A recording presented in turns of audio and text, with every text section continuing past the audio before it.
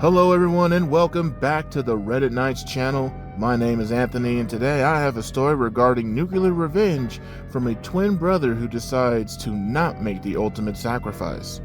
If you could do me a favor and like, comment, share, and subscribe to this video, it helps with the algorithm and it helps me become a better content creator. But even I'm tired of doing this plug. I want to get into this story. And as I said before, the story is from the Nuclear Revenge tab. And the story is basically considered story of the year from 2020. It has a reward on it, which is new to me. The story is called I Didn't Give My Twin Brother My Kidney Because He Had an Affair with My Girlfriend and Then Outed Me as Bisexual. I was told to post my story here and figured this was my revenge. Cast: fake names for obvious reasons. Me equals Ryan. Brother equals Sebastian. Mom equals mom. Dad equals dad. Sister equals Jane. Best friend equals Isaac. Cousin equals Kai. Backstabbing cow equals girlfriend.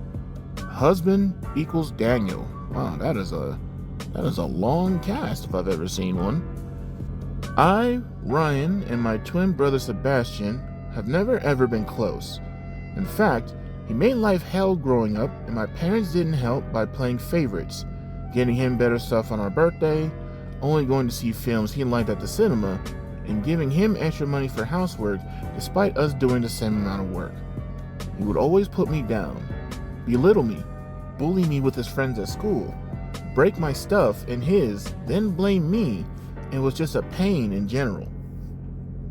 Growing up, the only people I knew to rely on was my older sister Jane, my cousin Kai, and best friend Isaac, who all knew what an awful person my brother was. Anyway, cut to when I was 17 and I had my first girlfriend, someone I loved very much. We didn't have sex because she wanted to wait until her 18th birthday to lose her virginity. But it turns out that she was having an affair with my brother behind my back for half the time we were together, and only got caught when it was revealed she was pregnant. I was crushed. She knew how much I hated my brother, and she saw some of the awful things he did to me, but she still went and did that. Cheating is bad enough, but to do it with him of all people. I punched him in the face and broke his nose and made him lose a tooth. But according to my parents, I'm the one in the wrong, and now we have to help this girl who was carrying my brother's child and have to help support them. My brother then said he had no intention of being a father and told my girlfriend to get an abortion. She then ran out of town and I never saw her again.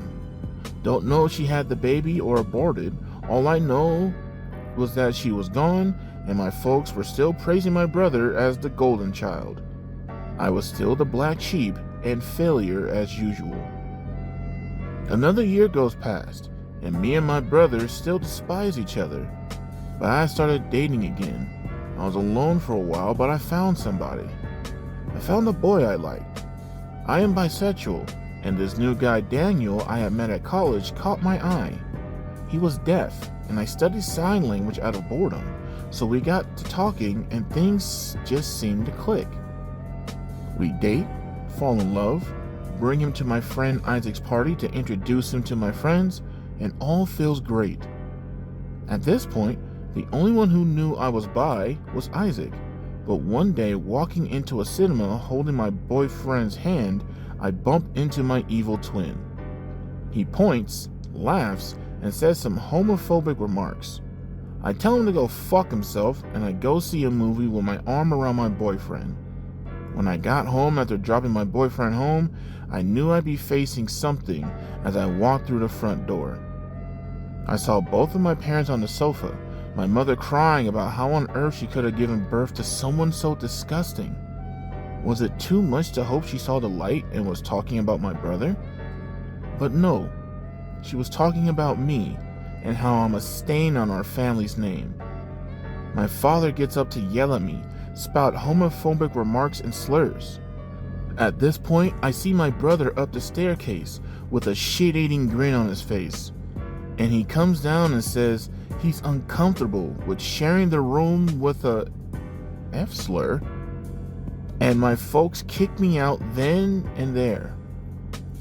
With what little clothes and money I had, I went to Isaac's house, and his family took me in, where I stayed for 6 months, actually experiencing familial love and affection, and Isaac's mother and stepdad I consider my own parents now.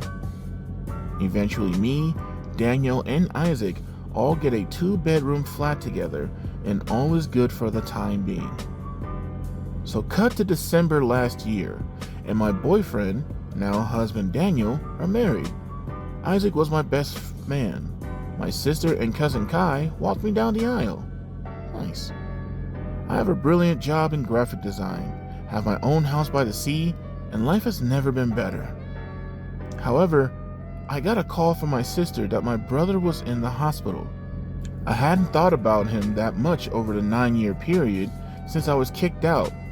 Being reminded of his presence brought up a lot of painful memories for me. I was told by my sister that Sebastian wanted to see me and that it was urgent. So I went to the hospital he was in and met my sister outside the front entrance. I asked her what this was about, but she doesn't tell me, and that I need to ask my twin. So I arrived to where my brother is, who have my parents at his side, and my folks actually look happy to see me, as if what they did to me hadn't happened, and Sebastian also looked really pleased to see me. It's safe to say something was off. I eventually asked what's going on and why I was even here, to which my brother tells the family to leave us two alone.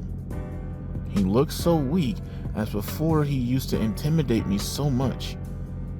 He told me he was dying from kidney failure, and has been for the past few years, but now he didn't have long left. I immediately knew where this was going. He then said he always regretted that we never got along, at which point I told him no. He looked confused and asked what I was on about, so I simply told him I wasn't going to donate my kidney to save him. He looked as if I had just shit in his food. He then went on about how bad the situation was and that he really was sorry for all the things we did to each other growing up. Like, excuse me? We did to each other? I told him I just wanted a brother growing up that cared and loved me, who wouldn't try to break me every day for 18 years. He then called in our mom and dad and told them that I wasn't going to give up my kidney. They then started to spout off that I owed them for my existence and that I have a duty to look after my family. I asked them where that duty was when they kicked me out of the house, or where that duty was every time my brother gave me a black eye, or their duty was to look after their grandchild when Sebastian decided he didn't want to be a father. I said for all the things he's done, from outing me to having an affair with my girlfriend and abandoning his child, that this was the universe's and my way of finally giving back what he dished out to bite him in the ass. Or arse. I then turned around and walked out of the room, having that be the last time I ever saw Sebastian again. Not sure why they'd want a F-slur's kidney anyway. I walked past my sister, who gave me a look. I gave her a look back, who then in turn gave me a look that said, I understand. After leaving the hospital, I felt as if a great weight had been taken off my shoulders. I went home and never looked back, pleased with my decision. Now last week I get a call from my sister calling to inform me that Sebastian had died. She asked if I was okay, and I said I was, that I didn't really feel anything at all, honestly. She said she understood to a degree, as Sebastian hadn't been all that kind to her over the years either. I had my husband and Isaac there to support me. Honestly, at this point, Isaac may as well be our adopted child, since he's living with us till the whole situation with the world is over. Mind you, this was back in 2020, so there was definitely a situation going on. The next day, I was getting calls and texts from family members I hadn't spoken to in years, telling me that I'd be going to hell for being a bad son, being a bad brother, and being an F-slur, and that me and my husband don't deserve children. Hubby and I have been looking into adoption and surrogacy.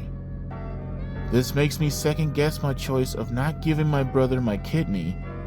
Even in death, he's making things harder for me. I did wonder if I was a bad person and if I made the wrong decision, but I knew that if I was in that position, I would have been left for dead. Screw him. Other bits of information that may clear things up. His renal failure was from living a hardcore lifestyle of drugs and alcohol. 2. My folks and sister did get themselves tested to see if they're matches, and none of them were. 3. I disowned them of being my family years ago, apart from Jane. So when I got married, I took my husband's last name and hyphened it with Isaac's last name, to which his folks were very pleased about. 4. Some family, Kai's folks and my dad's brother, have asked me called to see how I'm doing and say they don't judge me for what happened. Others, however, have continued with said abuse, whom I have now blocked. 5. If he had been a good brother throughout my life, I'd have done it without a second thought.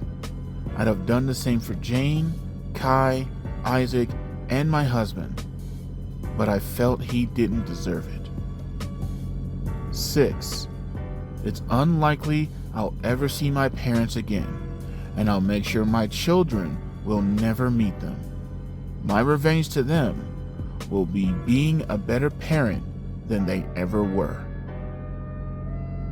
TLDR, I didn't donate my kidney to my evil brother due to him being awful to me my whole life, having an affair with my girlfriend, and then outing me and convincing my family to disown me because I'm bisexual. Wow! What a story, man. Wow. A part of me hopes that this is purely a story and not real, because somebody died. Somebody's life is gone now. Mind you, it was because of their decisions with drug and alcohol, and I'm not giving them an excuse for that, but man, this was definitely a roller coaster of a ride. If this story is real, a part of me understands why OP did this. A part of me completely understands the nuclear revenge aspect, because your brother has been terrible to you your entire life. Your parents have been terrible to you their entire life. And the one time they need you, you can stand on your 2 feet and say no. No for everything that you did to me. No, because you put me through so much turmoil, so much pain, so much suffering, so much abuse, that when it was time for me to return the favor, I gave you the coldest dish of revenge I could possibly think of. And I hope you enjoyed every bite. A part of me fully understands that. And there's another part of me, that the humanitarian in me, that says maybe that wasn't the best move. Maybe it wasn't the best move. I completely understand why OP did it. And I'm not downgrading anything that's happened. If this is a real story, it's just a part of me always tries to look for the good in some people, even when they sometimes don't deserve it, and that might be a character flaw for me.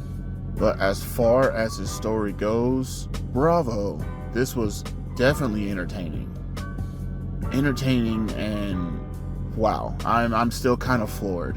What do you guys think about this? What do you guys think about this story? This was kind of wild. This was definitely nuclear. This was definitely a nuclear revenge, to say the least.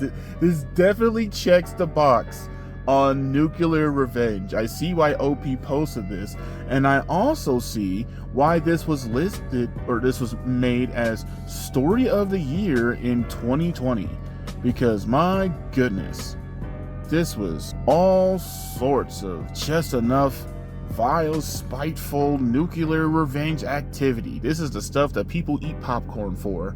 And honestly, this was weird as this is gonna sound, this was a great story to read.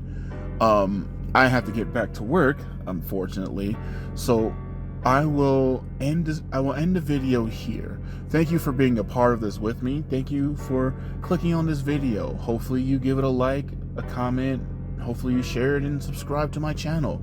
I will try to read more stories like this in the future. If you see a story that you think I might like, send it my way. I would love to read it. And on top of it, if you want to help with the algorithm for my channel, watch more of my previous videos if you haven't already. I hope you and your family are having a great day. I hope your loved ones are safe. I hope you have a whole bunch of food in your belly, a roof over your head, and warm clothes on your body, because winter is no longer coming. Winter is here. And as always, stay safe and have a great day.